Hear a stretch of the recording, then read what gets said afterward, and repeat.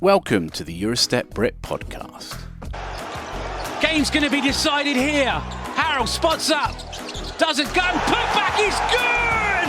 Roberto Gallina with a second chance opportunity. Aris lead.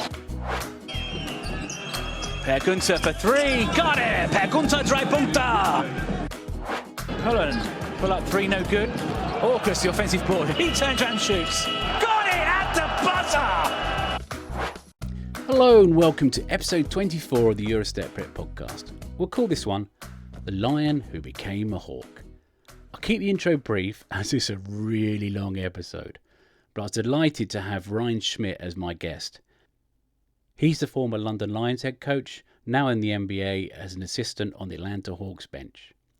We caught up a couple of weeks ago and Ryan talked about his current role, his G League days, the CEBL, and of course, the Lions. And for me, it was a chance to get to ask about something that happened in that famous win in Hamburg that's been on my mind for a while. I know a lot of people asked me to get Ryan on, so this bumper episode is for you. So, without any further ado, let's get to it. So, Ryan, welcome to the podcast. It's great to finally get you on. I've been trying to get you to join us for a while. And you join us just after a trip to Paris to train with a certain former number one draft pick. Tell us all about it.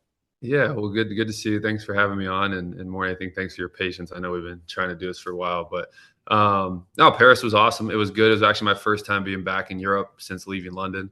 So it was just, you brought back a lot of memories. Actually got a chance to explore a little bit. Obviously, when we played in Paris for the Euro Cup, as a coach, you don't get a lot of downtime. So it was fun to be able to actually get out, see the sights a little bit. And yeah, the reason I was there was our one of our players, Zachary Richichet, who I work with closely during the season, is getting ready to play in Eurobasket this upcoming month. And so I went out there, spent about a week with him and kind of get him kind of prepared and ramped up to start practice. He actually started with the team today. So it was a lot of fun. It was good to be back there. We got some good work in. And yeah, it was just kind of fun to be back in Europe. Now, if I remember correctly, when you became assistant coach with the Hawks last year, Zachary was one of your people to work with, wasn't he? Yeah. So we basically kind of all of us assistant coaches are kind of responsible for like one or two guys that, we work with daily, and that consists of, obviously being on the court with them and a lot of their individual development, watching film. And so just the relationship that him and I have developed over this last year, he had asked me basically the NBA Players Association rules don't allow for the players to participate in training camp until the 29th. So they can't do any 5-on-5, with their international teams until the 29th. So because of that, they had to still report on the 24th. They got team meetings and all that, physicals and those kind of things. So he asked me if I could come out and just, be with them during that from the 24th to the 29th. And so we were in the gym every morning for an hour and a half, 2 hours, and getting his lifting sessions in on the court. And then we're able to, I spent time with him and his trainer and, strength conditioning guy, and just a lot of the people that are close to him. And we went out to dinners at night. So it was fun. It was a good trip. I want to look back at your career, but I think I want to just stay with the Hawks for the moment, because it's obviously what you've done in your career is a really great opportunity. You were coaching, was it the College Park Skyhawks they were called? Have I got that right? Yep. So when I left London, so that was kind of the gig to start with. Coach Snyder reached out to me probably about a month after the conclusion of our season in London. He was kind of in the transition phase. He had taken over the Hawks, and that would have been 2022, around February. So he finished out the season, and then at the conclusion of their season, he basically was starting to put together his own staff. And so kind of through the midst of that, like him and I had actually spoken a few times during the season, just through a mutual friend that had put us in touch. So I was able to kind of pick his brain a lot during that, Euro Cup season. I was in London. He ends up taking the job in Atlanta. We really didn't talk for a little while. Obviously he had his hands full with a lot of stuff. We were busy with our season. But then at this season, when the season was over and he was kind of putting his staff together, we had some initial conversations about potentially, he kind of reached out about maybe being on his initial Hawk staff. That kind of blew over and nothing really came out of that. And then he circled back with me in June, kind of towards the end of June. I was actually back in the States, and kind of inquired if I'd have any interest in kind of leading and being in charge and running their G League program. The funny part was I actually told him no at first, just because of the situation in London. I was excited about what we had just done, more so excited about what we were building, and I thought we could have a really good, second year in Euro Cup, just based on the team that we were returning. A lot of the players that we had signed, I had a hand in that. So I just knew, I was like, do I want to leave now? I knew we could have a really good year. I'd really enjoyed the Euro Cup. I'm sure we'll dive into that here in a little bit. But so basically, I told him no. Kind of, I was in a good spot, and he was pretty persistent. And then the more we talked, it was it wasn't so much like the G League opportunity I was excited about. It was more so just from a career path standpoint. Getting the chance to work closely with him. Part of the role was also a G League head coach, but then also my full-time assistant coach for the Hawks. So that first year, when our G League team, we'd be in Atlanta and the Hawks were in Atlanta, but we didn't have a game, I was kind of doing both. It was hectic. It was busy. So I got to be behind the bench for those games here in Atlanta. And it was just cool, just because for me, a chance to kind of get my foot, on the NBA side while still having head coaching, a perspective and a lens in that role. And then just kind of the opportunity. I worked really closely with him. A lot of the stuff we were doing defensively, that I'd kind of brought over from London, incorporated with our G League team, now that we're using with the Hawks today.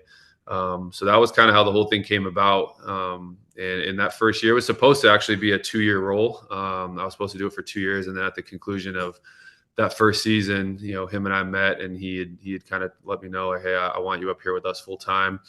So it was just a one and done for the G League, and just finished my first full season, as an NBA assistant. That G League season, obviously spending time with the Hawks NBA team, was that sort of like your audition for assistant coach role?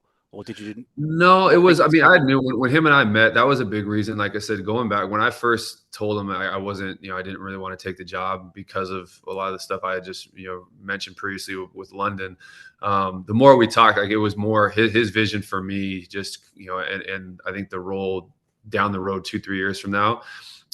So he had told me, he was honest with me and just had said, hey, look, I can't guarantee or promise you that, I can bring you up after 1 year, but after 2, I want you to be an assistant with me full time. Fortunately, just I think a lot of it had to do with just the relationship him and I developed, kind of the way that we both view the game. He really valued a lot of the stuff that I brought to the table, and so after that first year, he was like, "Hey, listen, man, like a lot of the ideas that I was kind of giving to him, and a lot of the conversations we were having, they had implemented a lot of stuff defensively that we were doing in the G League, which to me it's the same stuff that I was doing in London. And, he really liked it. And so I think it was more so, all right, like enough of the, kind of like the experimental component of it. Like, let's do this full time. And so he called me up, and I was with him full time this last year. And it was great, just because I think, from a career standpoint, like, the NBA it's the NBA. It's obviously a great job. But there's a lot of, not all opportunities are created equal. I think there's some situations where you can get, in certain roles where you might not have a lot of responsibilities. And even though it is the NBA, there's a lot of coaches sometimes, because at the end of the day, like we all love coaching the game of basketball. And for me, I was never fixated on, like, hey, I want to be in the NBA, because to me it was like, well, what's the role going to be, right? And that's why, London was so valuable to me, and I took so much pride in what we were doing there, because you're building something and you've got your handprints all over it. And then this in Atlanta was, such a unique opportunity, because one, it was Quinn Snyder. 2, the role, I had a pretty big voice in what we were doing and what we're building here. So that had a lot to do with it, because I think, you can get in certain positions where you're pretty limited with what you're doing. And it's hard to move up, because again, like there's only so many, there's limited jobs, right? There's only 30 teams, X amount of jobs. And so for my first year as a full-time assistant, to really like have my hand in the defensive stuff we're doing, they gave me Zach as a player. Here's the number one pick. We want you to be responsible for helping develop him. It was, again, you can't ask for a better situation, as your first year. Was that sort of a pinch me moment, saying like, yeah, we want you to work with our number one? Yeah, it was. And I think a lot of it was, I think to me, it was a cool reflection moment as well, because I think a lot of my career has been based on really helping develop players. You look at all the different leagues around the world that I've coached in. And that's really, again, been a lot of my philosophical kind of approach is, how do we help players, increase their value in the marketplace, whether that's coaching the CEBL, when I was in London, being in the G League as an assistant in Toronto. And then obviously, 2 years ago when I was the head coach in College Park. Like, that's always been kind of my approach with coaching is, I'm very relationship, driven as far as like with working with the players. And so you look back on a reflection, it's like, okay, all these guys you've helped kind of take a next step in their career. And now here's the ultimate challenge. Like there's an NBA franchise that's kind of entrusting you with, a very prized possession and the number one pick. And it's been a lot of fun. I mean, Zach is, a coach's dream as far as someone to work with. Like he's already coming off of, he's got such a great family and support system that have helped kind of mold and shape him to the person and player he is today. So when he came to us, his habits, his professionalism, his work ethic, 10 out of 10 in every single category. So, you're not having to, teach him, hey, these are habits that you got to incorporate. You got to eat better. You got to know. He already had all that. And so now it's just you have a young 19-year-old rookie who's hungry and wants to be in the gym and wants to work and is constantly saying, can we do more? Can we do more? As a coach, you just can't help but like, yeah, absolutely. And so that, to me, him and I see eye to eye on just our approach to the game.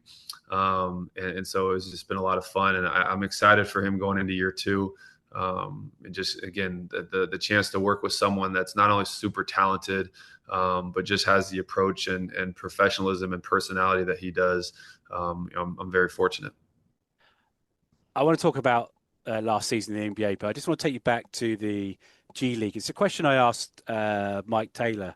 I had him on because he used to obviously coach when he was at Maine. When you were coaching College Park, what was the main priority for you? Because obviously you want to try and win, but I suppose you've got to try and develop players for the NBA team as well. What were your main priorities that season? Yeah, no, this is I'm glad you asked this question. This is something that I originally, I don't want to say struggled with. I just had to, I think, quickly kind of like flip my lens on kind of my approach as a head coach. Like, I'd been a head coach for 3 seasons in the CBL, and obviously coming off the London season, which is, you're coaching in Euro Cup, as you know, that's a high pressure job, and the competition is high level. So those 4 or 5 years that I'd been a head coach prior to taking the G League job at the professional level, and then on top of that, I'd been a high school head coach for 4 years before going to Toronto. You're kind of in like career mode, right? Like you're kind of, it's about winning games, as well as the development component that I was telling you about. But again, you're trying to win everywhere else you've been. And then coming to College Park, it was, hey, listen, we want you to build a program. And that was, I think, just a great, I think, compliment to, not just myself, but the staffs I was fortunate to have with me, and Quinn kind of taking note of what we did in London, what I did when I was in Hamilton in the CBL, and just, again, like building programs, right? Building strong cultures, building and having an identity. And so that was kind of the biggest, kind of ask, and for them, not only coach, but like the front office was, hey, we want to see you kind of help kind of build a development program that we can send our draft picks to. If we draft and we sign these two-way guys, can we get these two-way guys to where they're signed, and they're converted to real contracts, or they're contributing, they're ready to play in games, come the regular season. So that was it. And I think, to me, at the time, there was Kobe Buffkin was their first round draft pick that year. Mohamed Gay was a second round draft pick. And then obviously we had Seth Lundy, who was a two-way, Miles Norris, another two-way. And so that was kind of like, those guys were the priorities as far as, hey, we're going to send these guys to you. And unfortunately, like again, there's a lot of variables that happen throughout a season. So a big part of it was the development of Kobe Buffkin and Mo Gay. Unfortunately, both those guys kind of endured a lot of injuries throughout that first season, so I didn't get a lot of time with them. The time that they were with us, though, I thought was really valuable. But then kind of throughout that process, that was, kind of building and incorporating a defensive system that can translate to, maybe the NBA. And the fun part of just working with Quinn with this was, I remember even when we were first talking about me taking the job, it was, he wanted my help with building, a defense that had, European concepts with like NBA realities. And so I think a lot of that was just kind of fun for us to kind of just brainstorm and start kind of kicking the tires on a few things. And so a lot of the stuff that I brought with us and that we were doing was, like I said, we did in London, tweaked a few things here and there, as you always do as a coach. And you're again, what works, what doesn't, what can we change? But then the other piece of it too is I got a chance to kind of experiment a little bit more, which I did quite a bit in the CBL as well. That was a league that kind of allowed me to do some things where, listen, it's not a high pressure job. You obviously want to win. But looking back on those, my time in the CBL, like that was so valuable because I was able to kind of like, hey, let's try this, or what does this coverage look like if we're defending this kind of a player, or this kind of an action? How do we take this away? So yeah, to kind of circle back and kind of give you a little bit more pinpoint answer, it was a lot of development, right? And then again, like the winning they didn't care if we went 0-50. The biggest piece of it was, are we getting those players better? Defensively, are we building a system that Coach Snyder can, that we can translate? Will it work in the NBA? And then again, like I kind of mentioned at the beginning of answering this, is that was hard for me at first because when we had a good team, and the first part of the season, the G League, they kind of break it up, which I like. It's reminded me of Europe, where it's the cup, the showcase cup. So those first, I want to say 15, 16 games, you're playing to win the cup. Like those don't go towards your regular season standings. And, the top, I think it's the top 8 teams get in, and then everyone goes to Orlando for the G League showcase, which is a pretty big deal because you have pretty much every single person in the front office for all 30 teams is there as, a chance to see everybody, one-stop shop. It's like a 4-day event, but the top 8 teams through those first 14 games are actually playing for a trophy. And so we came out the gate, and like for me, it was like, I want to win this thing. And it's hard because in the G League, you're dealing with so many variables. Like you don't know if you're going to have, the NBA guys are going to be with you or they're not, or the two-way is going to be, does the NBA team need them? So, every day your roster, as I'm sure Coach Taylor shared with you, it's just different. Your roster is different and you don't have any say in that. But again, the competitive side of me, I'm coming off of, a Euro Cup season. We made the playoffs, and as the first time as a British team has done that, like we won 3 trophies in the British League. And so from me, it's like you're telling me, so if the first 14 games, like these matter, like we can win. So that was where my mindset was, and we did. We got in the top 8. We actually made it to the semifinals and lost a heartbreaker in overtime to the Indiana Mad Ants, which they had a loaded team, and it was a fun game. And if you go back and watch that game, I think we were down, I want to say we were down like 8 with like a minute to go, and made some pretty crazy plays. And so that was the winning piece. And then after that was when my mindset kind of had to shift a little bit to where, it was about development of certain guys, really all of our guys. And we had some guys now that, you look, this year it was pretty rewarding. We had guys that, one of our players went over to Germany and led the BBL in scoring. We had another guy, Tyson Etienne, who, wasn't really on an NBA radar, in my opinion, the year we had him. And then this last year signs with Brooklyn's G League team. And at the end of the year gets called up and has a 2-way contract. So a lot of guys you saw, like, again, the development piece that really kind of shined through going back to last year. But yeah, for me, it was definitely a mindset shift for sure. Just one final question on the G League. And again, it's going back to the conversation I had with Mike Taylor. Did the fact that you wouldn't know that, your NBA guy might be called out that evening, or you might have to put one in your rotation. Did it make you a better coach in a way? Because obviously you'd have to have a plan B and a plan C and so forth. Yeah, I think yes. Yeah, the short answer, yes. I think again, looking at all the experiences, I'm so fortunate, and I love the fact like my journey and what places I've coached is for sure one helped me get to where I'm at now. But I think also, I've been able to tell too. The way I look at the game and situations and willingness to do certain things as a coach all comes from a result of coaching in certain situations and leagues where there's a lot of variables that you got to kind of figure out. The G League probably being the toughest one. And when I was an assistant coach in the G League in Toronto, you see it and you kind of you help the head coach adapt. But until you're the head coach and you're having to play a game at 7:30 and you do shoot around. This happened to us a couple times. You have shoot around at 10 a.m. and at 12:30 your GM calls you and says, hey, both of our two ways, like the Hawks need him because so and so rolled his ankle. And so the guys need to be up with the Hawks tonight. So you just went through an entire game plan and preparation of how you want to defend certain things, how you want to attack their coverages. And mind you, your two ways are probably your best players on your G League team, with the exception of certain guys that are maybe have been in the NBA and are on normal standard G League contracts. But for the most part, I would say most two-way players in the G League are your better players on each team. So when you lose those guys, it's a knock. And that's where, again, you got, okay, like there's no pressure on like winning that game. So now once I was able to kind of wrap my head around that, and again, you're always still trying to win the game.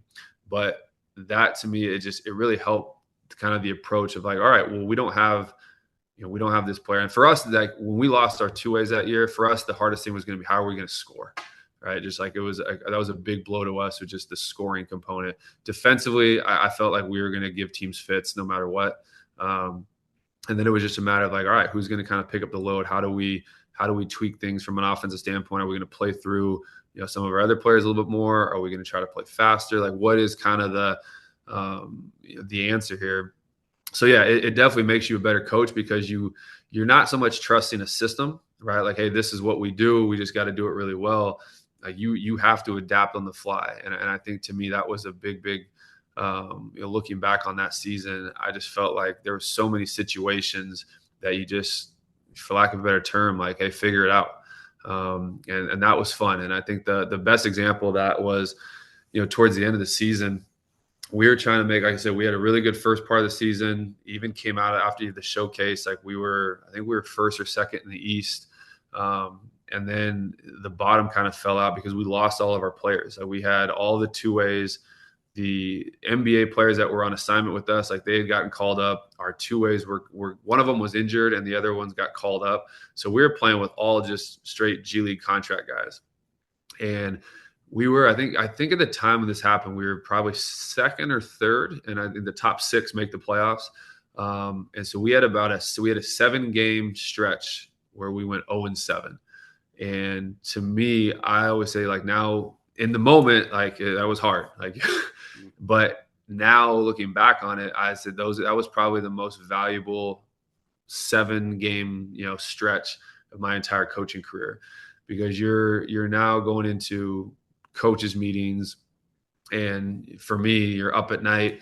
How are we gonna beat this team, right? Because again, at the end of the day, you're still, yes, the winning isn't the number one priority, but we're, like I said before, we're all competitors. Like I wanted to make the playoffs, and I wanted to, even with limited numbers, and like we were playing games with 7 guys. And to me, it was just like, I still think we can do it. And we went on this 7-game stretch. And when I tell you like marginal, like it was like we lost 4 games by a combined 5 or 6 points. And it was all, and we were playing against some of the better teams. And one in particular, we went up to Sioux Falls. Well, it was a 3-game road trip. We played Indiana, Chicago, and then Sioux Falls, which is Miami's G League team. They're really like one of the only teams that their team is not kind of in the same location anymore. And we lost a heartbreaker in overtime in Indiana after being up by quite a bit. And then we go to Chicago, same thing, 1 possession loss. And then we're playing Sioux Falls, and they had, I think, one of the best offense at the time. Like, they were averaging like 113, 14 points a game. And again, I'm sitting there like, how are we going to do this? And we held them to 98 and only scored 96. And it was just, but again, looking back on it, it was, figuring out schematically, what are some ways that we can kind of, whether it's junking up the game, tactically, certain things we can maybe do to try to attack. Like, that part, to me now, looking back on it, like, there was just getting those wheels spinning. Like, you're not doing that if you have your best players and everything's going to be, the way it normally is. So that part was fun. Now I can say that looking back on it. So let's bring you forward to the Hawks then. One of the things, all those responsibilities is when you're G League head coach. What's your role? Obviously, you're working with Zachary. What's your role on the NBA team? So for me, this last year, it was I was kind of myself and one of the assistant coaches basically shared responsibilities for our defense. So a lot of that was, earlier installing the defense, kind of managing it throughout, games, the season. So, really just anything we go into practice, anything practice related that we were doing defensively, him and I we have our hand in that. Like, hey, I think we need to do this today. Let's make sure we're covering this. But a lot of it was just like originally kind of installing the defense. A lot of it was, like I said, the same stuff I had done with our G League team the year before, had done in London as well. And then Quinn and I worked with a lot. So him and I did a lot of our after timeout plays. So the ATOs, that was fun for me. I mean, he's, Coach Snyder is a guy that I, for the longest time, have kind of admired and watched and studied from afar. And as a lot of us basketball junkies know, like, he's kind of known for his offensive creativity and after timeout plays. And so when he had asked me that he wanted me to kind of help, do a lot of that stuff with him, it was exciting. So just, we would do that. Like, him and I, like I said, would meet, the day before or the day of the game, and then kind of plan out. I do all of our rotation stuff. So, like, who's playing, the minutes, matching guys as far as like, hey, we're playing, New York, for instance. Dyson Daniels is a guy that we want guarding Jalen Brunson pretty much the whole time. Well, Jalen Brunson's rotation is normally he plays the entire first quarter. Most games for us, like, Dyson would play to start the first quarter, and then he would come out around the 3-4 minute mark. So he'd play 8 or 9 minutes straight. He'd come out, and that was so. But again, certain games, hey, we want to match him on Jalen Brunson, or we want to match him on Cade Cunningham, and so now the rotation is going to change. So I would do all that stuff, like who's playing, who's matched up with everybody.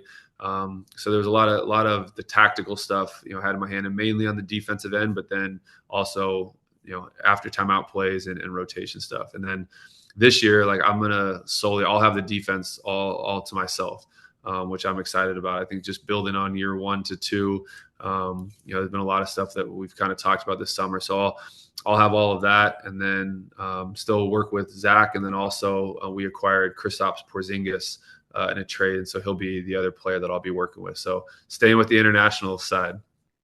Yeah, as a Celtics fan, I wish him well in Atlanta. You've got to do so much prep for every game. You pretty much will have prep on every player in the league, won't you? Sorry.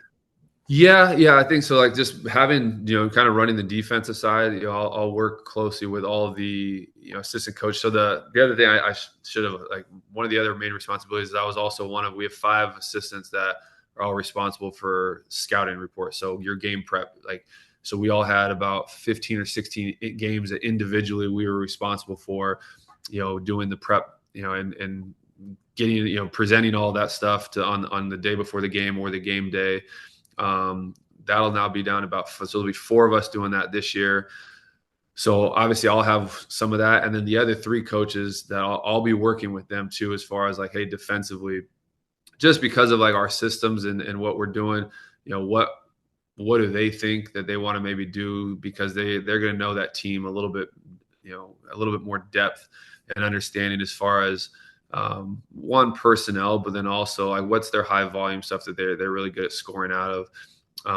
And then that'll kind of help. And then I'll work with them as far as like kind of putting a game plan together defensively. The other thing too, I left out is also I've got my hand and I'm doing a lot of our practice planning and structure. So like how we practice, the implementation of drills and kind of like understanding like the loads, and that's a lot of stuff I did in London. as well. And I've always kind of been fascinated with and really dove pretty deep in from a like studying over the years as a coach. And Quinn's kind of handed that to me as well, which I'm excited about this year. Because I think there's opportunity, for us. Again, an 82 game season is long. And so like your practice opportunities are few and far between, but, I think just being able to identify, and there might be certain days where, we can do a little bit, hey, even if it's a 35-minute session, what can we do from a tactical standpoint? How do we periodize it? So that's another thing that we're going to do this year that he's kind of handed to me. I just want to ask you, obviously it's a long season, you're on the road a lot, you put a lot of miles in. Just for example, say you're on the road, take me through a game day from, what you start in the morning, daytime, and say it's an evening game. What would your routine be like? Yeah, no, it's a fun one. So a lot of it depends on so there's two different types where, if we say we're playing on the road and we practice in Atlanta and then we fly, so we'll practice at 11 a.m., plane will leave at 2, and then we fly to that, respective city. Usually you land, and then that night we'll maybe have like a team meal. Sometimes it's just kind of like the evening is off where you kind of just do whatever you want. Then there's other ones where you're playing a game the night before somewhere else, and then the difference in the NBA, which this took me a while to adjust to. I still don't think I'm used to it. I'll have to circle back with you this year because everywhere else I've coached, I mean, G League, CEBL, London, like you fly commercial and you fly the day after the game, usually, unless it's an afternoon game, right? So like for Euro Cup, most part, you're flying in on a Tuesday afternoon or evening. The game is on Wednesday. You're flying back to London on Thursday. Well, the NBA, because everything's chartered, you're getting on a plane that night. So you play a game at 7:30. The game's over with.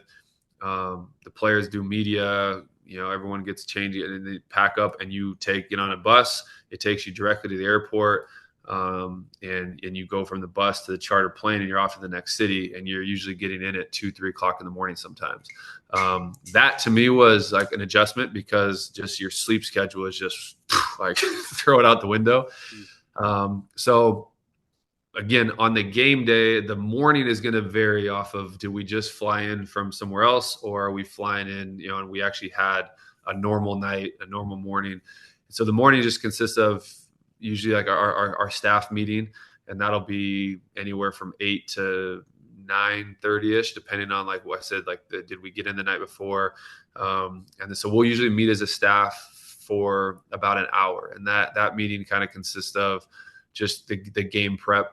Whoever scouted us. So say it was we're playing like this year I had Miami, and if we're playing in Miami, the coaches meeting, like I kind of drove. Quinn and I would basically drive the meeting, and I would basically present a film edit to our coaching staff that was kind of broken down into like really like we talk about personnel, talk about coverages, and then kind of show really like their 3 high volume plays that they're going to run a lot or something that we've got to kind of be prepared for. I would have my game plan as far as like I think we should do A, B, and C, and then we start kind of just going through it, and it would start dialogue. If other coaches had questions, comments, concerns, other ideas, we would kind of just bounce those off each other, and then that kind of also parlayed into planning out our shoot-arounds or walkthrough. So sometimes we, depending on the schedule or how many games we've played, or also the location of where we're at, we'd either maybe do a shoot-around or we would just do like a walkthrough at the hotel, and we would just kind of like plan that out. From there, you either go to the shoot-around, walkthrough, and that's really where you're now presenting that same film to the players, getting a chance to get in front of them, talk about everything, personnel, all the stuff I just kind of previously talked about. And then you're going through, on the court now or in a ballroom. Let's say we're actually at a shoot around, and you're actually going through on the court the game plan and cover both offensively and defensively.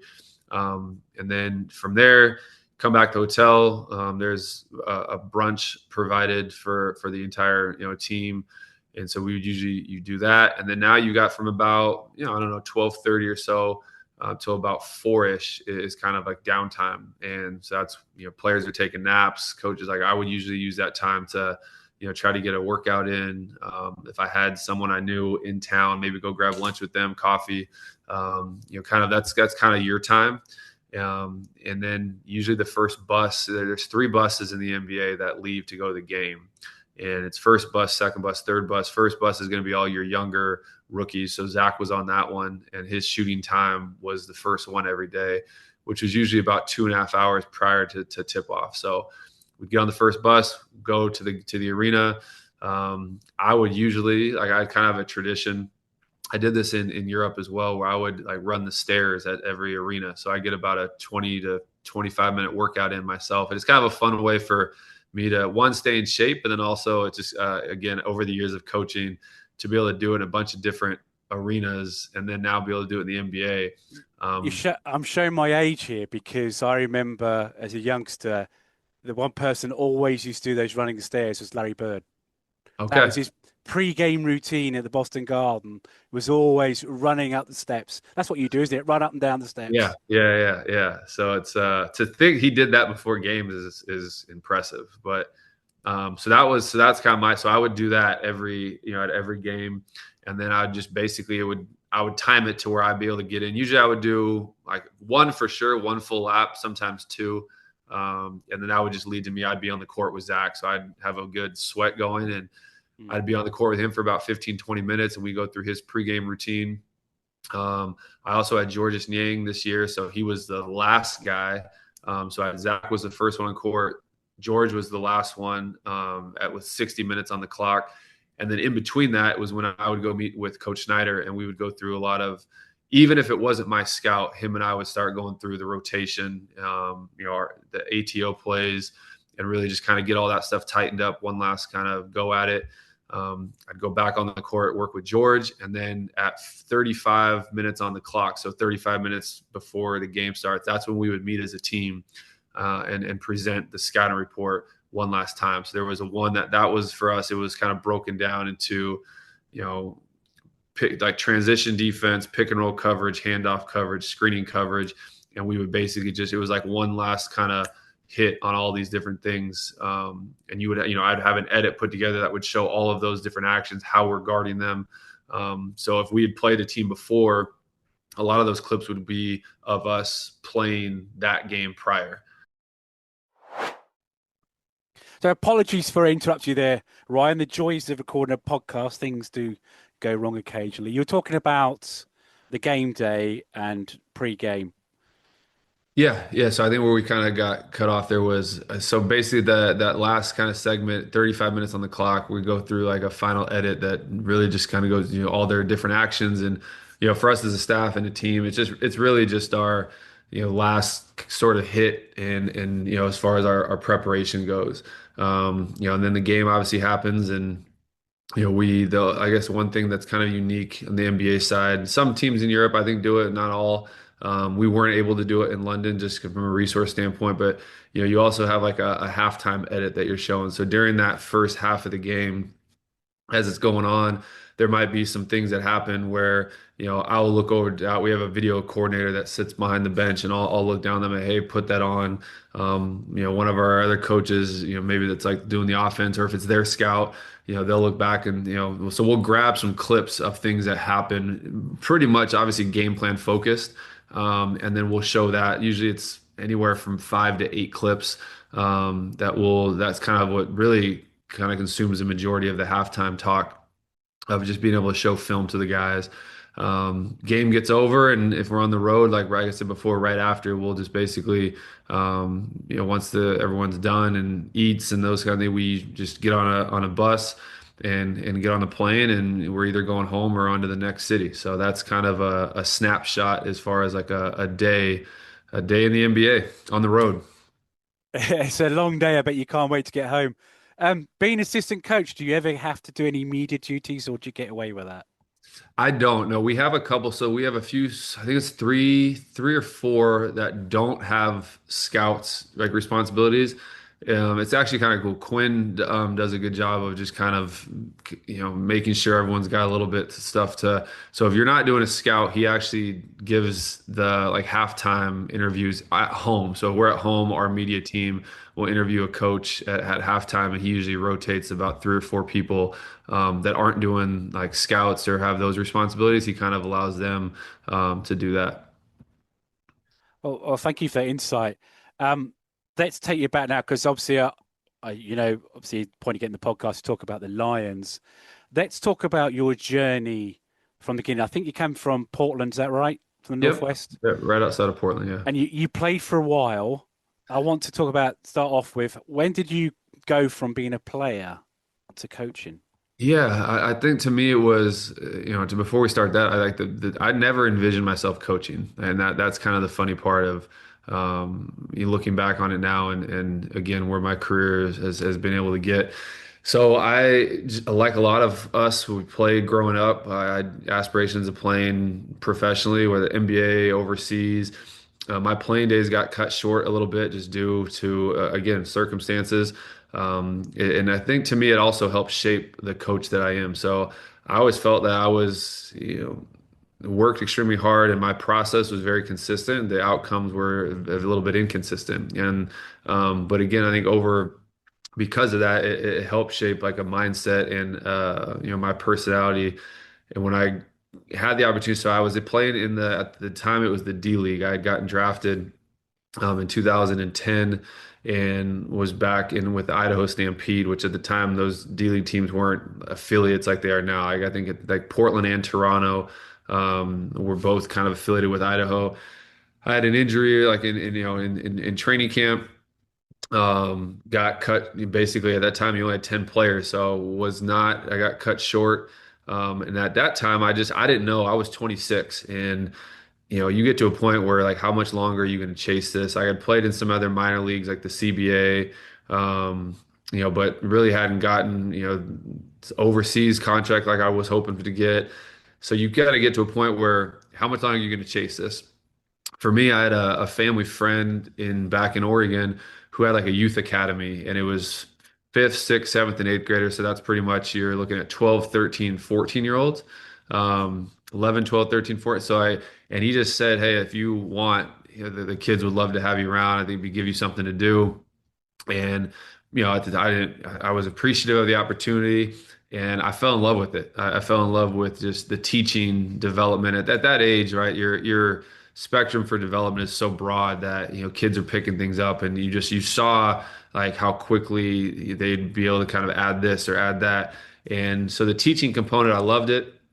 We kind of fast forward, like at that point, I was like, okay, I love it, but I want to. This is something I can see myself doing it for a career. So looked at anything from internships in the NBA to graduate assistant stuff to the Division I colleges, high school opportunity. Like with all that stuff, I ended up kind of finding an opportunity to be a prep school head coach, so high school, but prep school over here is some people are probably familiar. It's basically you can recruit and you can play like a national schedule, so it's a little bit different than high school. It would be kind of relatable to like club level over in Europe. Uh, so I got a head coaching job in South Carolina doing that. Did that for 4 years. And during that whole time, I didn't know. Obviously, it was trying to work your way up. That to me, the probably the most common, and I thought like the would happen just because of we had a lot of college coaches coming through at that time recruiting our players. So to me, I thought college was going to be like the next progression of my career because it was more of a natural because of my network and the people I was around. But I was also going out to summer league, NBA summer league in Vegas during the summer, start building the network. And then really where I kind of caught my break was, 2017 or actually 2016. I had someone put me in touch with Jerry Stackhouse, who at that time was in Toronto as an assistant coach, was about to take he was about to take their D League head coaching job. I met him in Vegas for dinner. Nothing happened that year. Like that next year, we just kind of stayed in touch. And then in that following spring of 2017, we were just texting one day, and I, asked him if he was going to be out in Vegas again, and to try to basically meet up, go to dinner. and he said, "Hey, I might have an opening on my G League staff. Would you be interested?" And I, of course, like you're like, yeah, I was a high school head coach, and I said, absolutely. And he's like, it's in his words, he's like, it's pay and it's behind the bench. And at the time, like it was behind the bench in the G League that didn't exist. So you're looking at like a low paying job, really low on the totem pole. And for me, I was like, hey, listen, this is an NBA G League opportunity. It's Jerry Stackhouse. Obviously, I jumped at it. Um, end up was there for 4 years as a G League assistant with the Raptors organization. After my third year there is when the opportunities that CEBL league in Canada had just started, and they had just finished their first season, their inaugural season. One of the teams, Hamilton Honey Badgers, their president and the GM, actually I knew pretty well from my time, in Canada, and they approached me about interest and said, "Hey, would you be interested in interviewing for the head coaching job?" And I really, for me, it was a no-brainer. At that point, like I said, I just finished up my third season as an assistant. I'd been a head coach for 4 years at the high school level, which was really valuable. And then again, wanting to be a head coach at the professional level, like this was the first opportunity, obviously a lower level professional league. It was interesting because at the time, a lot of people had told me, don't do it. You're already in the G League, you're already with an NBA organization. And so many times it's funny looking back, like a lot of people get fixated on like the level. For me, like I wanted to coach, and I'd always wanted that. Kind of going back a little bit during those first couple years, I had opportunities with other NBA teams to take like video coordinator, like player development and video coordinator jobs.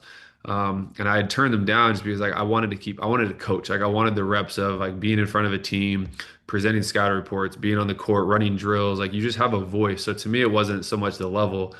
So when the CEBL thing came about, to me, it was like, this is a no-brainer. Like, this is a chance for you, to have your own team, at the professional level. It was such a ideal situation. My wife at the time was working for MLSE, which is like the company that owns the Raptors, the Maple Leafs. She had a job with them.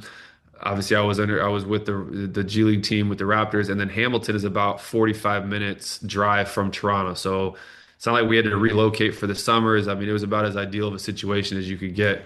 So I, interviewed for the job, got the job, did that for 3 years. I loved it. Like I'm a huge advocate for the league. To me, it was one of those things where I tell people all the time, if I did not do that, there's no way I'm ready to take the London job. And it just, to me, it was an opportunity for me to get reps, to experiment with some things, obviously run an organization, build a culture, hire a staff, put a team, put rosters together. I mean, everything that goes along with being a head coach. Like I did that for 3 years. And then in 2021, the G League, obviously COVID like affected everybody. Everyone's got a COVID story. For me, it was, we didn't know if the G League was going to have a season, and so my contract was all up in the air. I had just finished my first season in the CBL. We had done like a bubble, like a shortened 10-game season, I think it was. And we're coming out of that, and I didn't know if my contract with the Raptors was going to be renewed because they didn't know if a G League season was going to exist. So this was kind of a pivotal moment in my career that I look back on. So not knowing what I was going to do, I'd interviewed for a position with the Brooklyn Nets as like a player development video. I didn't necessarily want that job, but I didn't have anything, and I didn't know. I knew I could come back to the CBL and do a second year, but because the G League was up in the air due to COVID, I interviewed for that job with Brooklyn. I was a finalist, so it was between me and one other person. And it's kind of funny I didn't get it at the time. They said I was overqualified because of being a head coach and at a professional level, being an assistant. They wanted someone that was pretty much kind of fresh off a plane overseas, and they could they wanted someone to get on the court. At the time, a lot of my job in Toronto was that, like I was kind of a sparring partner for Pascal Siakam and those guys. Like in the off season, we'd work out. So they wanted someone that was a little bit like closer off of just finishing up playing. So I don't get the Brooklyn job. About 3 weeks later, the G League announces they're going to do a bubble in Orlando. So Toronto renews my contract. I tell you that story because when I was in the bubble in Orlando is when Brett Berman and I originally talked about the London opportunity. And that was when he had kind of, we ran into each other, had lunch one day.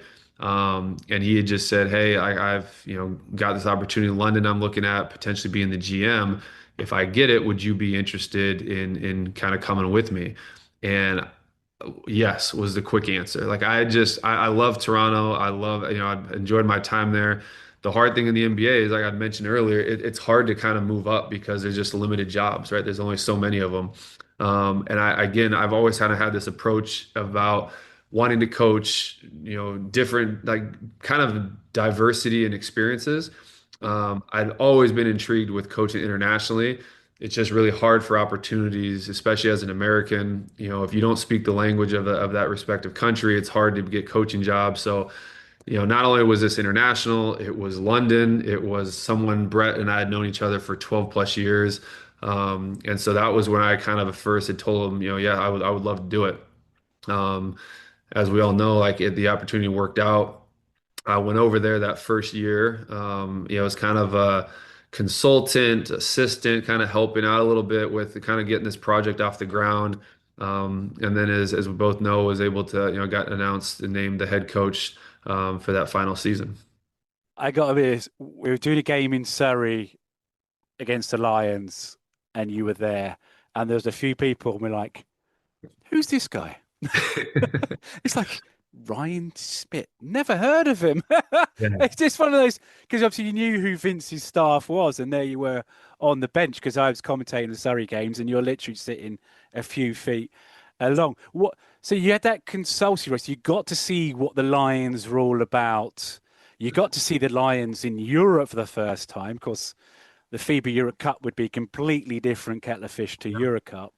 But then you go back that summer, and your first success, your first title, is that correct with this in the CEBL? Yeah. So at first, and another thing too, I actually want, like, that first year was, it's actually, the amount of slander on Twitter and all these different things. It was a weird year for everybody. I think obviously with the new ownership group taking over, Brett being a GM, myself coming in, and like you said, everyone's like, who is this guy? And to me, I enjoyed working and helping Vince and, Nick and Youngblood and those guys. Like I enjoyed it. I didn't know when I took the job that I was going to end up being the head coach. Like, I'm going to be very clear about that. I'm sure there's some people out there that think differently, but that wasn't the plan. I was literally just over there because I wanted the experience. I was under contract with the CBL. So for me, like, I had a really good head coaching job, and going over there to kind of help Brett, with this project. To me, it was just like, yes, I want to be kind of immerse myself into the international game. And I knew we were going to be in the Champions League qualifiers. If we didn't make it, we're in FIBA Cup, to your point. And that was for me, like, just it was such a fun experience. Like, I wasn't a head coach, but I was in some completely new, like, world for me, and I've learned so much. And then just really getting a chance to be hands-on and help, Vince as a head coach, and, like, even, that whole thing with James and Nick taking over. It was a very chaotic year. But one year that I look back on that was super helpful, that actually helped, I think, when I went back to the CBL that summer, and yeah, we won the championship. A lot of it, again, what we did that summer in Hamilton, it was so much of value in what I learned that year, that first year with the Lions. And then obviously that spring, once the Vince and James thing kind of had happened, I'd kind of, I'd met with them, with the ownership and Brett, and kind of expressed my interest in, like, hey, if this opportunity is real, I would love the opportunity, to take over. And we talked about it, and so I kind of knew, but I didn't know. I mean, I knew they were going to look at other coaches and guys with more experience, especially internationally. And kind of as we went through, the spring and the summer, got word that I would be taking over. And so we win the championship in the CBL.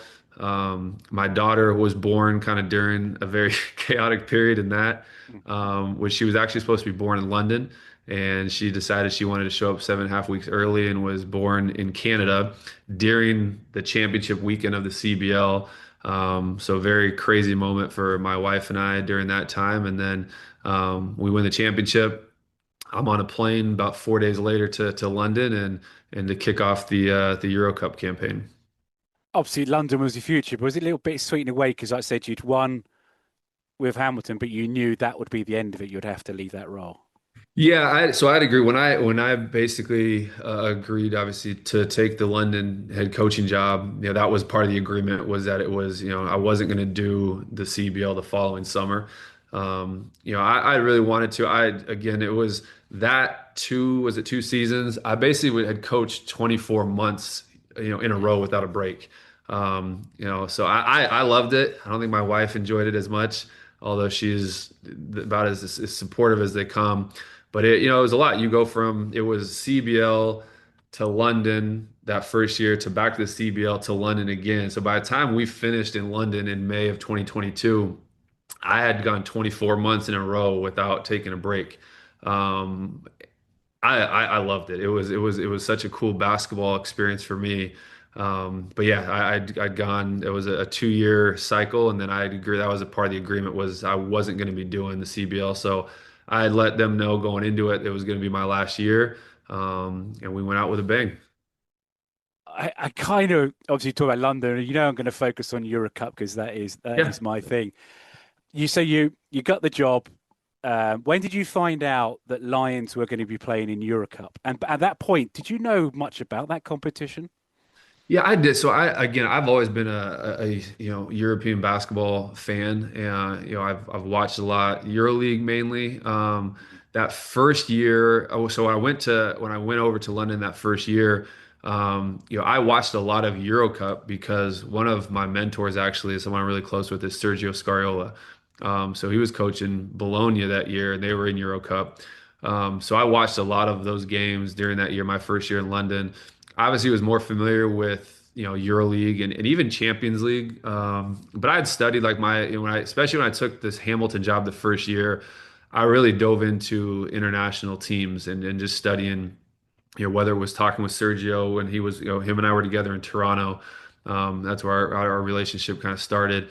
And then when he took the Bologna job, like again, just studying certain teams, and I just have always been fascinated with, the different things that teams do. I thought probably the most enjoyable part about being over there was just learning and seeing that, all the teams and you go country to country, the roster construction is different, the style of play is different.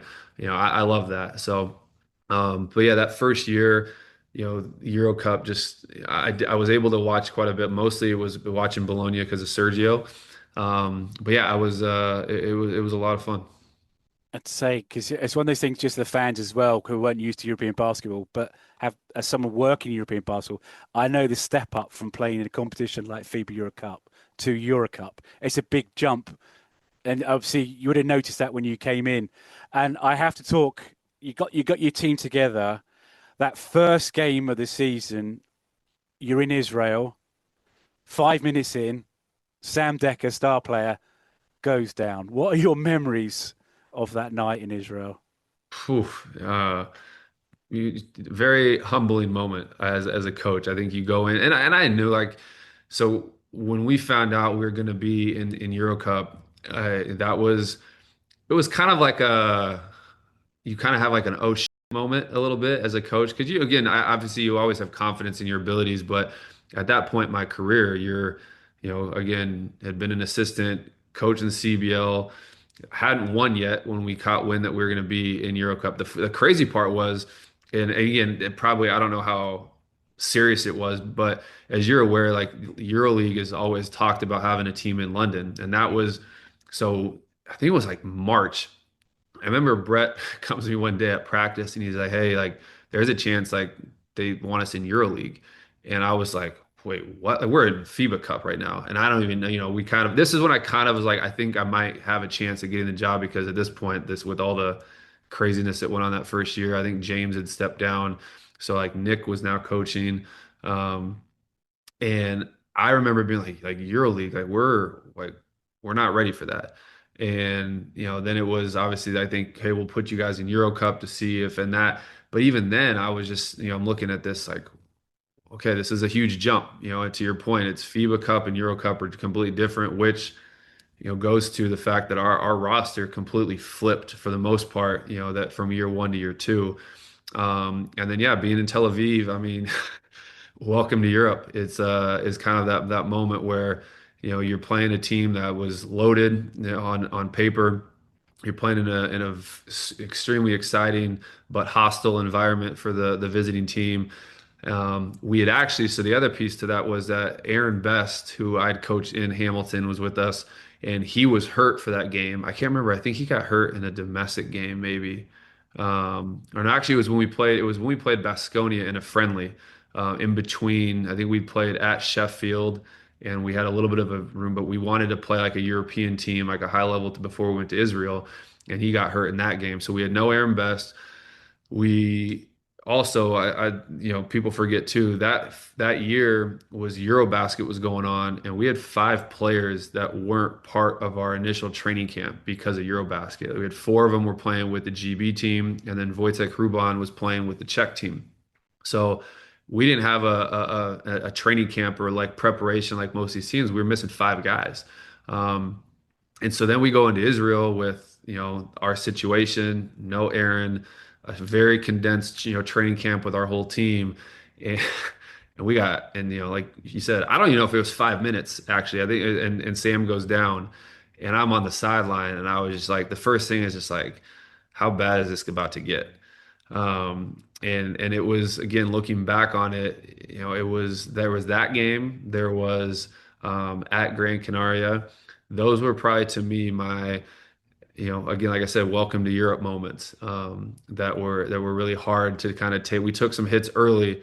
I'll never forget actually being in Gran Canaria, and there was, as you do, like the head coaches, you do the walk-off interview with like yourself, Yeah. but then also we've got the press conference that we have to go to after, and we're in Gran Canaria, and one of the people in the media, I'll never forget this. They actually said like basically like, what's the point of this? Like, what are you guys trying to, is this a real thing?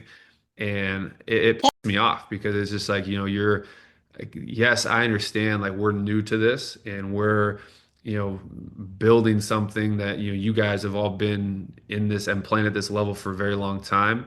And so again, that was motivation for us. And so I think, again, you go to the second part of the season, all these teams, like the top best teams in our group that year, we lost pretty bad to, as like on the road. Tel Aviv, Gran Canaria, Turk Telecom. I think they all, pretty much had their way with us, and it was, 20 plus point, I think, wins. But then the second go at them, again, it was frustrating. We didn't get some of those games, but I mean, we played them about as tough as you could get. And that was, again, we had a lot of injuries. We had a lot of roster changes with Ovi Soko and Kosta Koufos kind of out towards the end of the year. But I loved our growth throughout the season. And to me, as a head coach, that to me what it was all about. Like, this was again, you kind of a macro level of the season, and it was, game 1, game 2, game 3. Yeah, it was, you really kind of got a huge wake up call of what this was going to be like. And then, all right, let's get to work. I'm glad you mentioned that press conference in Gran Canaria, because there was a lot of, I wouldn't say disrespect, but a lot of people wrote the lines off that season. It's like, well, you did okay in FIBA Euro Cup, but Euro Cup is going to, show you don't belong. And of course you were temp seeds, lowest possible seed when the draw was made. But I think the moment people started to believe was actually round 2, that Trento game. Because I remember pre-game, just sort of going off a tangent here, but I remember speaking to you pre-game of that, because that was a season I was doing the sideline interviews for what was BT Sport. And I thought, if I'm going to interview this guy twice a game for the next 8, was it 9 rounds, I need to go and say hello. And I remember just having a great chat with you pre-game before Trento, because obviously when you're doing TV, you're there early, we have to be there very early. Just a great chat with you, and a great chat with Sam Decker, because I'm thinking, well, I'll be interviewing Sam at points. Of course, Sam obviously had been injured the game before, but getting back to the point, that Trento game, I mean, Ovi Soko goes off as a double-double, best game he ever played in Eurocup, in my opinion. and you get that win. First win, I think, was at 18 or 19 years. Because I even remember post-game in the interview slightly fluffing the question as I asked you, because I was so excited the fact that you'd won a game that I just couldn't quite get the question out right. But what was it like for you that night in the Copper Box beating Trento? Because the Italian League is a good league, but Trento that night were there for the taking. Yeah, that was, I mean, again, a very memorable night. I think especially you're coming off of, I can't remember, if that was a week after or 2 weeks after, because I know the Euro Cup schedule kind of, sometimes it varies, but again, we just talked about you're coming off that not only a loss in Tel Aviv, but you lose Sam. Again, you kind of, I think always that's when a lot of the negativity started kind of circulating on, social media and among, even people in the British basketball, community was, are these guys any good? Like, what is this? For me, like I was the American coach who came over from like the G League and NBA side and, doesn't know European basketball. I mean, you hear it all. You try to block it out, but you can, you're going to hear it. And so for us to be able to kind of stay the course, ignore the noise and still continue to get to work. And then to be able to get a result like that at home at the Copper Box, it validates a lot of things that you were doing, right? And I think it was, for us, it was just like, hey, listen, like we can do this, right? And I think to me, that was a big moment. And then, the next one for me was probably playing at Hamburg, because that was coming off of the FIBA break, and that we actually had after the FIBA break, we actually had about a week of preparation. And so I kind of referred to it as a kind of a culture reset, for our team, because that was our first time that we could actually like lock in for a week as a group. Like I had referenced before, we didn't have a real preseason with that group. And we really got to work. If you talk to some of the players, that was kind of like, hey, if you want to be here, like this is what we're going to be about. And we had, we worked, like we got after it for about a week in practice. We did some things as a group. I refer to them as, I've done them with every team I've been a part of. I call them player talks. And I basically have the players get up and do like a presentation on themselves for about, it can be 5 to 10 minutes. But it really kind of breaks the walls down with guys. And so we did all of that week and then go to Hamburg. And that to me, that was the one that really, really stands out to me, because that was kind of like hey, we've arrived, like we can do this. And it was a very convincing win on the road. It was a demolition. Yeah. That's when I think a lot of people did start to believe in the Lions. One thing I have to ask you about that Hamburg game is, now he didn't play a single Euro Cup game that season, but why was Tariq Phillip on the roster that night? Were you playing some sort of mind games? No, Even Dan Routledge referenced it on the commentary that night. yeah, that was actually, I forgot about that. So that was more of really it was something for him. Like he had just I think to kind of be involved, like he'd be on the bench and be in uniform. The funny part is after the game, Brett and I, we were at the hotel, we're having some beers and kind of again just having a good time as a team. And he comes up to me, he's like, that if something were to happen, like they could have like made Tariq like go in and shoot free throws or something like. And so it was just one of those, like we did it more so for him, just like the psyche of him, the team of having him in uniform. Like we didn't have like a full squad, so like we could dress him. And it was just more. And then like the best part about that, like you go back and watch that game, was just he was so into it. And he's always like he's the ultimate teammate, he's the ultimate competitor. But it was almost like something about him being in uniform that night. Like you watch him celebrate, and he's like smacking the advertisement boards. And I love Tariq. I could sit here and go on and on about him, but like that was I don't know. We caught wind of that afterwards, and there was a lot of people like, why was he dressed? Well, it wasn't a psyche thing. We're not trying to play. It was just literally like, let's put him in uniform. Like he's one of the guys. Like he was traveling with us from after his injury. But yeah, that's actually, I forgot about that. It's just one of those fun moments that sticks with you, because like I said, a lot of people do think, oh, it's a mind game here. I would like to sit here and say, yeah, but no, it wasn't. It had nothing to do with that.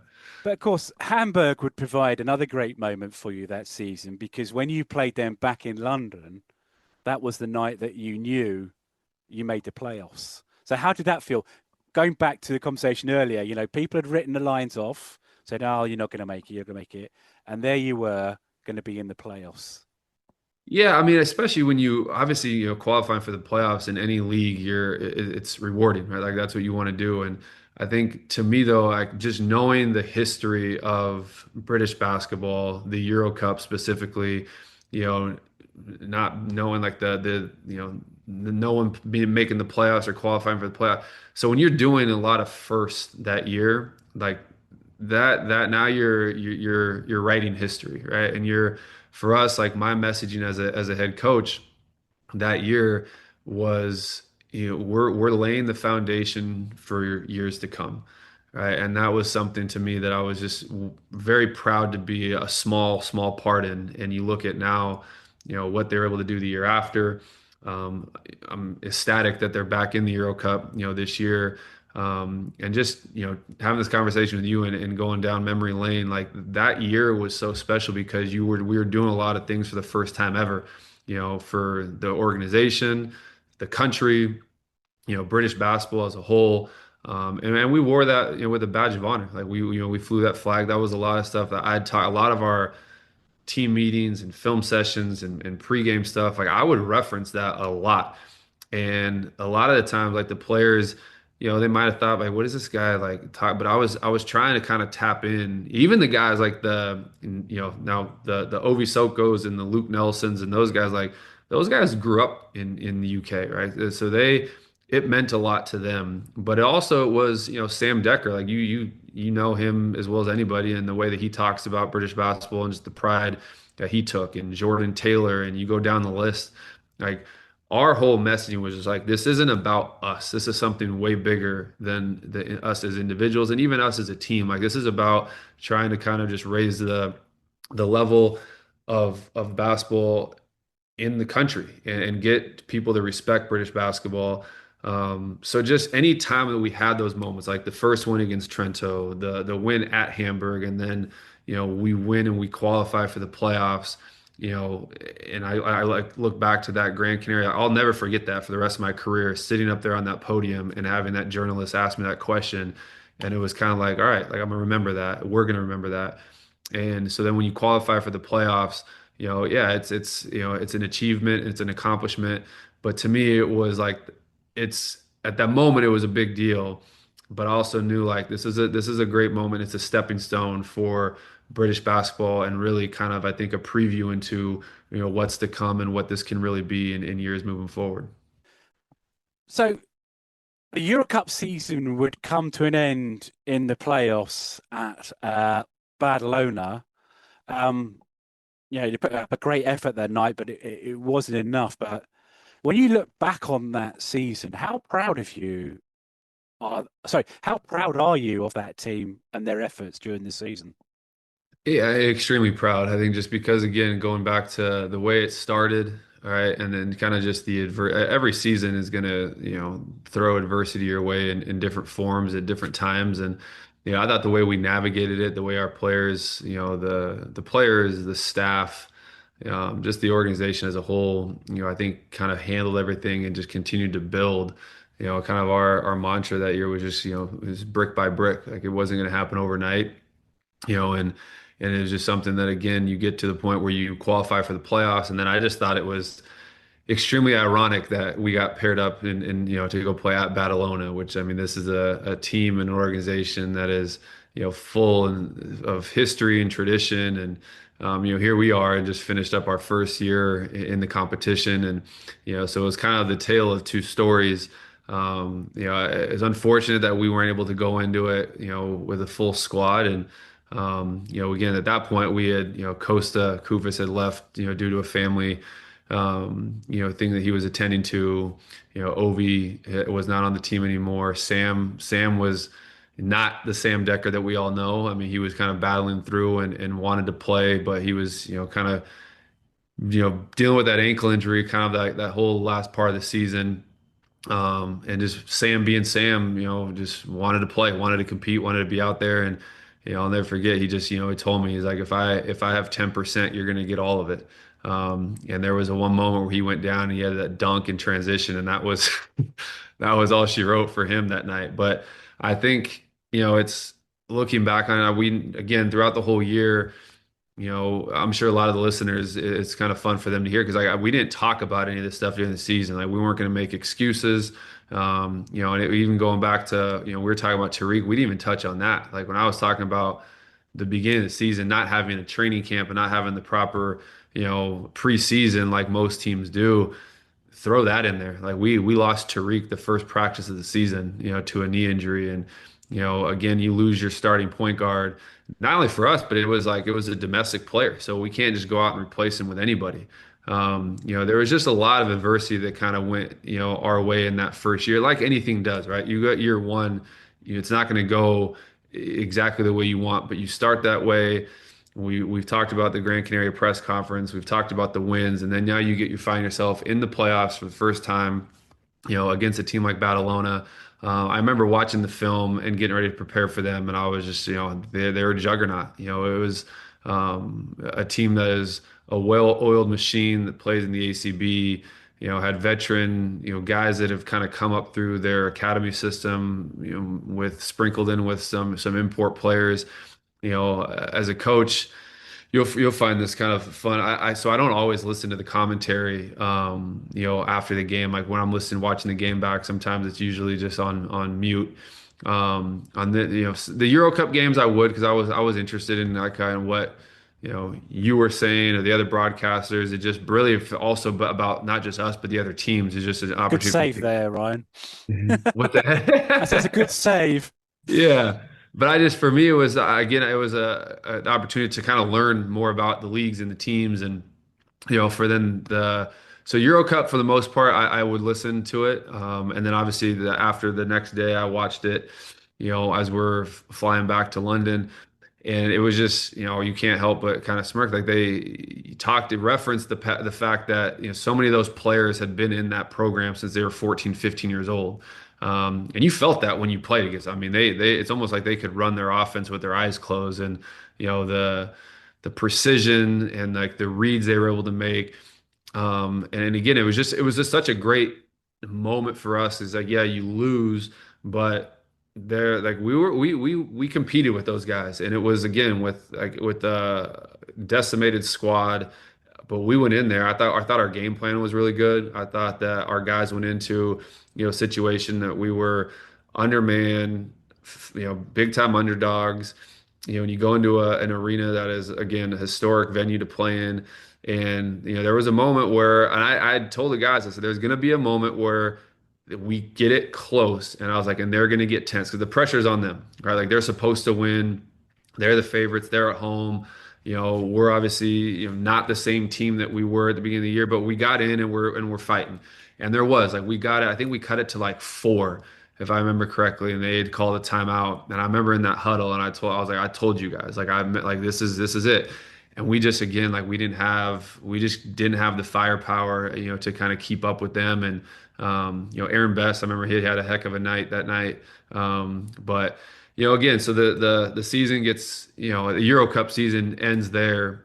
And I just remember being in the locker room and proud, like just really, really proud of just the group as a whole and just everything that we had kind of endured. And, I remember saying to them, like they really put British basketball on the map. I think, going into that game, but then also coming out of that game, I think Europe as a whole, especially the competition, the Euro Cup specifically, I think everyone respected what we were doing.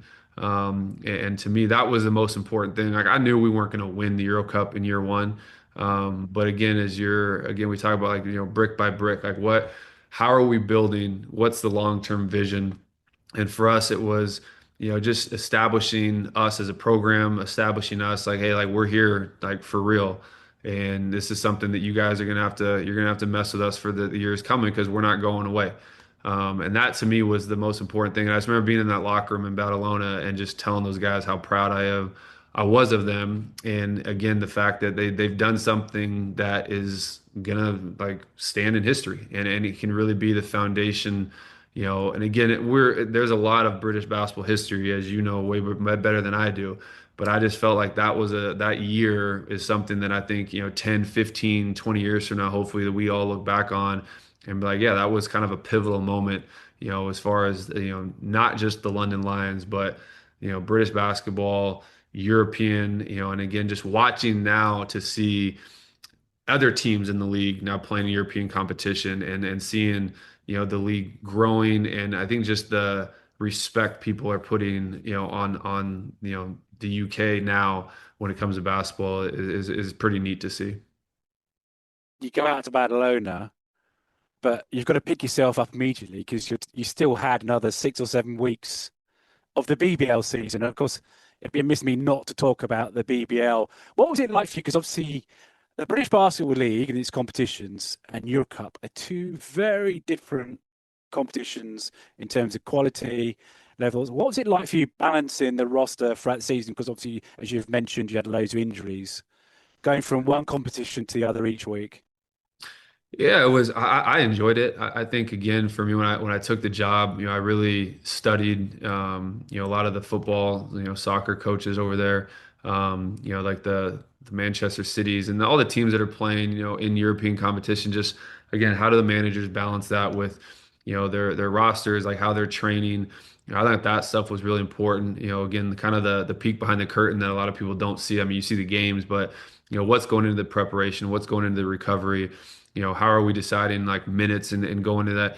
And it's, the biggest thing for us, and I think the biggest challenge, as a coach going into the season, but something that again, I just really appreciated with our group that year was I really talked about on day one that this isn't a Euro Cup team, right? Like this is like we're the London Lions are a team like we're here to win domestically, Europe, and every game, no matter what the competition was, like we were locked into that. And to see the buy-in for those guys, again, it was something that we didn't take lightly as a staff. It was something I was very, very adamant about going into the year. And again, just the buy-in from, all, especially the bigger name guys, right? Like Sam Decker, Kosta Koufos are really the two, like they're coming from the NBA. And I think the way you saw those guys approach it, and then it was just a trickle down effect, right? You had guys who hadn't played in the BBL before, that were coming home, and I think just like their seriousness and just the pride that they took on, being the best team in the league. And it was fun because every night we went out there, we had a target on our back. I mean, if again, whether I understand people's like the rosters and that, like, listen, like you saw it again in the Olympics this last year, this last summer in Paris, like, Team USA, like, yeah, do they have the bet? But it's that, basketball, it's what makes the sport so fun is on any given night, like if you're a good team, you got a chance to win. And I think that was, and you see, right, like the talent level, like the gap is closing. And you look at the way that Serbia and France, how tight like they played the U.S. On paper, the U.S. like should have won by, you could throw out a number, but it doesn't work like that. And that for us, it was the same way in the BBL that year was, we knew we were going to get the best shot from Leicester, the best shot from Newcastle, the best shot from Manchester. I mean, you go down the list, Sheffield and Bristol got us twice, right? And I think and that was just it. It was just like those they had that circled on their calendar. And for us, we didn't take anybody lightly. Like it was, it was just sometimes the hard part was, all right, we're coming off of a Euro Cup game, and it might have been a big win or it might have been a tough loss. Well, guess what? Here comes Sheffield, right? 2 days later, and you got to be ready to play those games. And I think that to me was, it was fun because like that's a season, right? And I think balancing, even though it was a real thing where it's like you go from Euro Cup to the BBL, but I thought our guys did a really, really good job of understanding that every game, like our preparation wasn't different when we played Leicester than it was when we played Gran Canaria. Like we did the exact same things as far as what we were doing in practice, how we were presenting the scouting report, what we were doing in shoot arounds. Like it didn't vary. Like we were very consistent with our process. Um, but again, yeah, so we get done with that Badalona game and like there's still season remaining, right? Like there's still a championship to go win. And our guys' ability to really like lock into that now, it was almost too like it was a renewed focus as well because now it was like, okay, Euro Cup's done, right? Like it was, there wasn't like the balancing anymore. It was just like, okay, we lost. It was tough. Like, of course, we want to advance, but that's done. And now we kind of put that aside.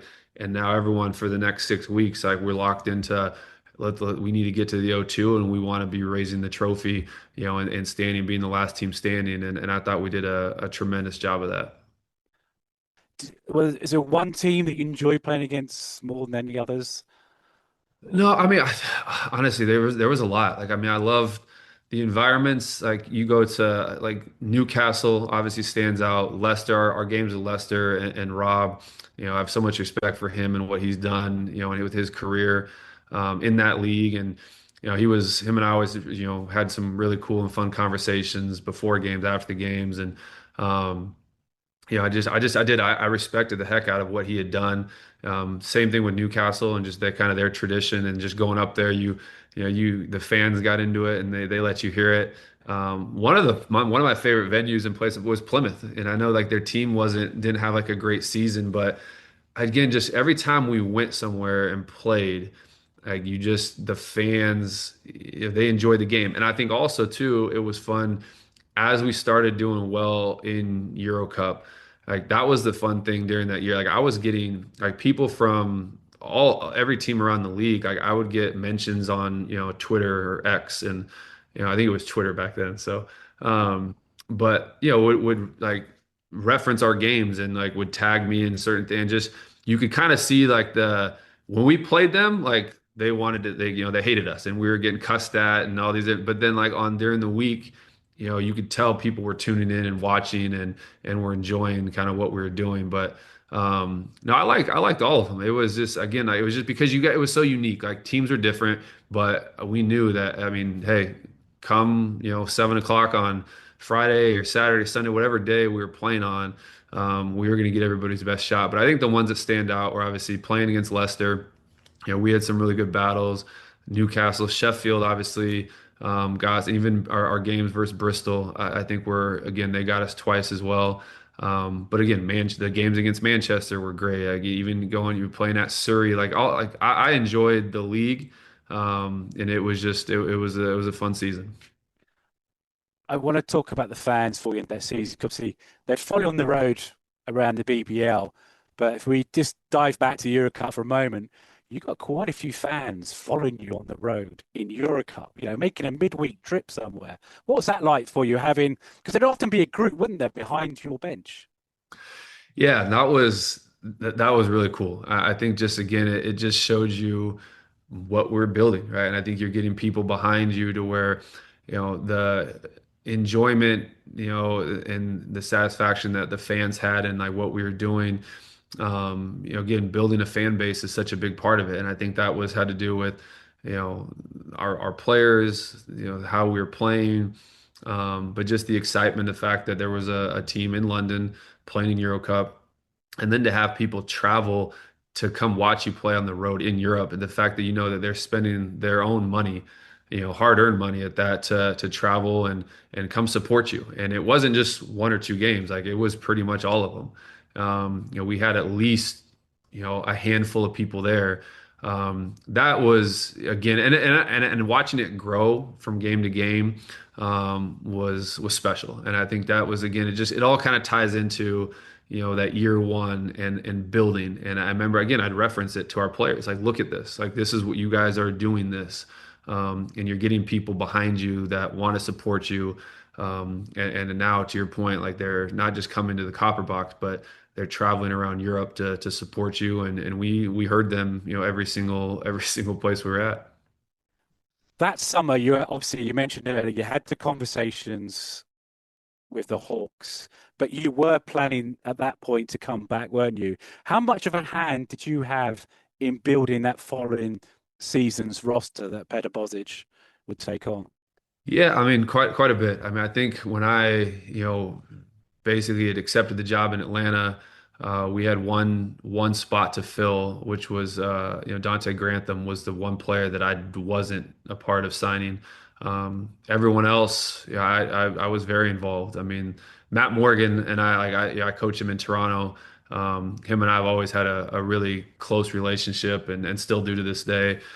So that was a big one for us. For me, it was he was over in France the year before, and so him and I talked all the time, and I throughout the entire season, I was just like, hey man, I want you here with me. I want you here with me.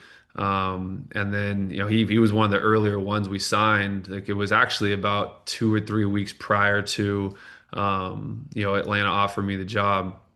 But yeah, like Gabe Olaseni, Connor Morgan, I mean, all those guys, like I had conversations with, and Brett and I and Yasin were all involved in putting that roster together. And then yeah, Dante was the only one that I didn't like. That was actually we were in Las Vegas at Summer League, myself, Brett, and Yasin, really like scouting there was a few guys that we had targeted for kind of like that last spot. So that was it. And it was that was a tough few weeks for me. Like again, like I said before, I told you I told Quinn no before. I didn't go into the details as much then, but I mean my wife and my family is like really they'll know better than anybody. But I even when I accepted the job, like I'd struggled with it even beforehand, but even when I accepted the job, like there was like I remember the day that the Lions like put out the post like to thank you and kind of announce that I was leaving. I was almost had like kind of buyer's remorse a little bit, and I was like, did I make the right decision? I wasn't sure if I wanted to leave. And again, hindsight, now looking back, it was definitely the right career move for me, but I was so heavily invested in what we were doing. And again, everything that you and I mean, doing this podcast with you, man, it's like I appreciate it because it's been fun going down memory lane a little bit and talking about the season. But yeah, looking back, I like that couple weeks of accepting the job and saying goodbye to the players and the organization and the fans. I got a bunch of people reach out to me. That meant a lot to me. And but I was a mess for about a week. I mean, my wife and I still talk about it, and it was just to me, it was one of the hardest things I've ever done because again, like I was so invested in what we were doing. I believed in what we were doing, and I knew I think kind of the potential of what this could be. And so to kind of walk away, like I even tell people, on the NBA side now, when I kind of people ask about London, I still to this day say, I said, in a perfect world, like I mean, you can't ever have it, you can't have the best of both worlds all the time. But I said, in a perfect world for me, I would have loved to stay there for another 2 to 3 years and then have this opportunity kind of come up.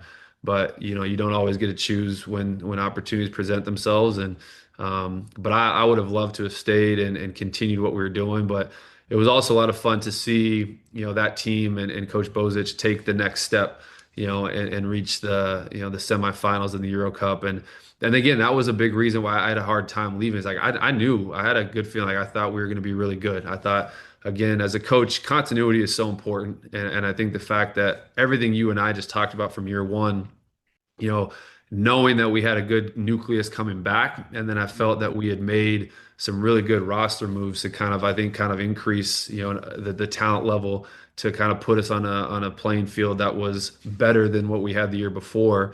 With all due respect to the players we had, like I just again, like you kind of, you live and you learn, and you okay, like what do we need from like as far as like our pieces, and then that whole year, like when I was here in Atlanta, I mean, I think I caught all but like 3 or 4 of the Euro Cup games. Like I made a point to watch, and I was still talking with obviously Matt Morgan, Sam Decker, Jordan Taylor. Like those are probably the 3 guys that I'd stayed in touch with the most.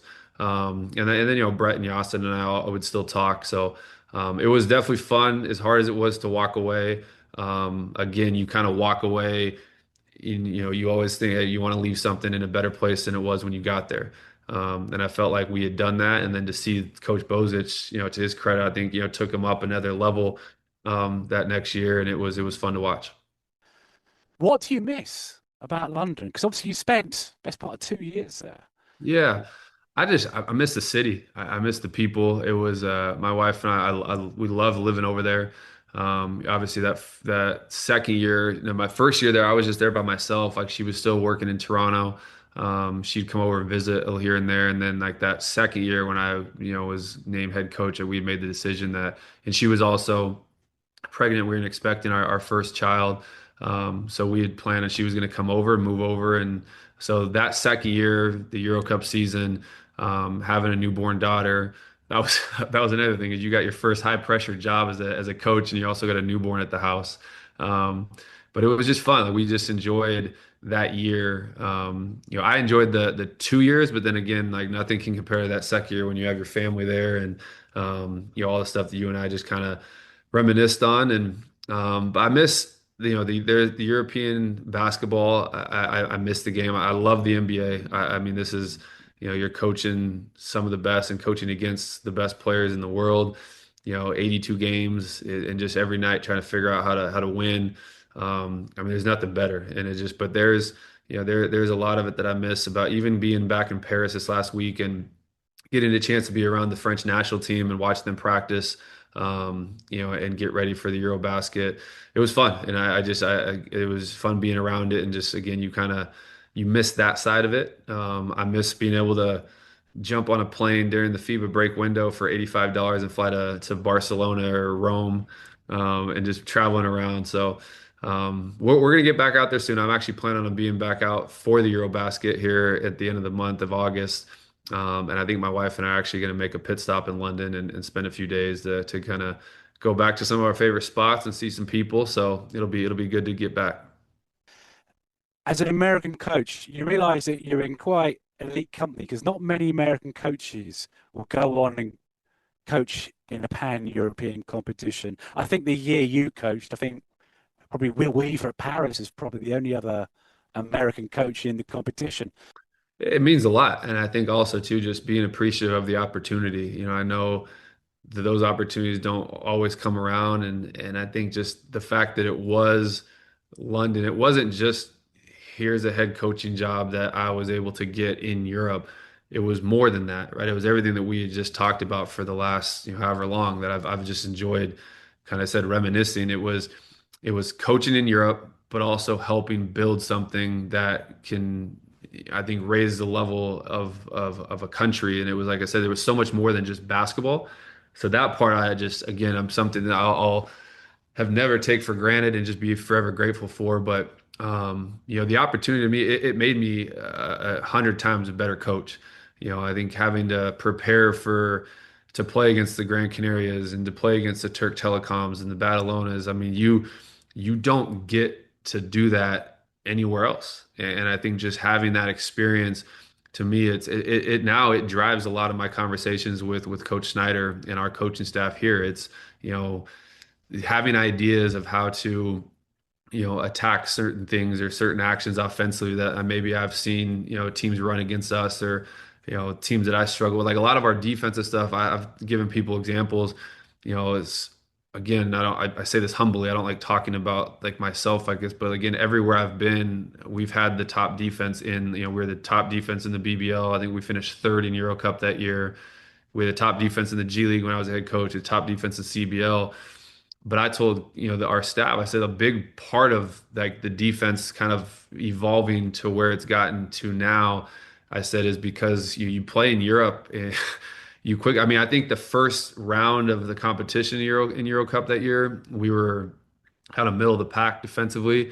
And then we made a huge leap the second part. I think we might have been the top defense in the whole like second kind of portion of it. Finished with, I think, a third overall rating. But I said, you go to Gran Canaria and you get your ass kicked because they're just slicing you apart with certain things. And I said, you learn to adapt and adjust and you build. And I was like, so a lot of the kind of the, tactical and schematic things that I've kind of incorporated into our defense come from those experiences, coaching against those coaches that are, in my opinion, some of the most brilliant minds in basketball. And I missed that. Like I think just the challenge of, again, these guys are, from a tactical standpoint, they're really good. And now you go figure out how to stop them, or how to score against them. To me, it's so unique because, like I said, I think I referenced this at one point at the beginning of the podcast.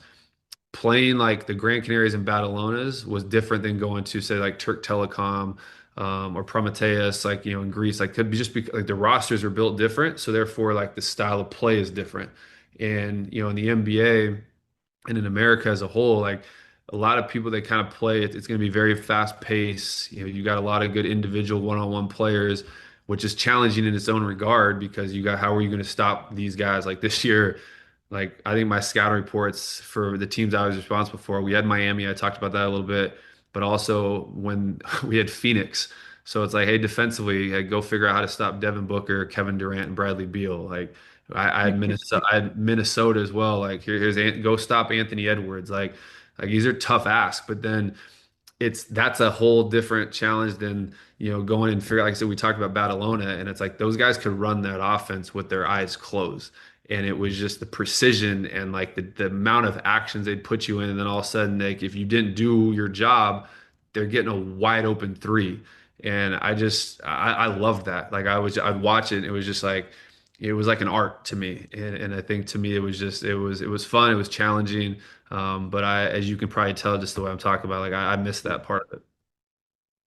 All right, it's been absolutely fantastic to finally get you on. I've really enjoyed looking back on your time in London and also getting an insight into your new role with the Hawks.